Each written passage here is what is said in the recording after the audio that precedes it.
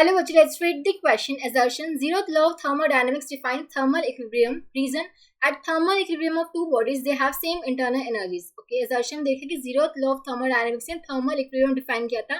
ये बिल्कुल सही है. देखो, zeroth law of thermodynamics से हमें concept of temperature दिया था और ये बताया था कि अगर कोई दो bodies thermal equilibrium में एक दूसरे के साथ, तो उनका क्या होगा? same temperature होगा. ठीक है, the temperature of the two gases become equal if they have reached the thermal equilibrium with each other. ठीक है, तो हम बोल सकते हैं कि thermal equilibrium of two bodies they have same temperature. और अगर मान लो अगर ऐसा हो कि एक बॉडी बी बॉडी के साथ थर्मल इक्विलिब्रियम में है, they will have the same temperature, और बी बॉडी हमारी सी के साथ थर्मल इक्विलिब्रियम पे है, तो ए और सी भी हमारे क्या होंगे? थर्मल इक्विलिब्रियम में होंगे एक दूसरे के साथ. ठीक है, तो जीरोथ लॉ ऑफ थर्मोडायनेमिक्स हमें थर्मल इक्विलिब्रियम का डिफाइन किया था और कॉन्सेप्ट ऑफ टेम्परेचर भी हमें यहीं से पता चला था. ठीक है, तो असर्शन हमारा सही है.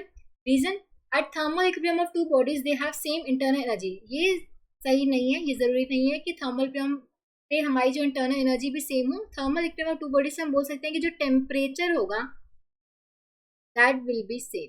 Temperature will be same. ठीक है, ये जरूरी नहीं है कि इंटरनल एनर्जी भी सेम हो. ठीक है, so temperature will be same. हम बोल सकते हैं assertion is true but reason is false. Option C would be the correct choice. I hope आप सबको समझ आया होगा. Thank you so much.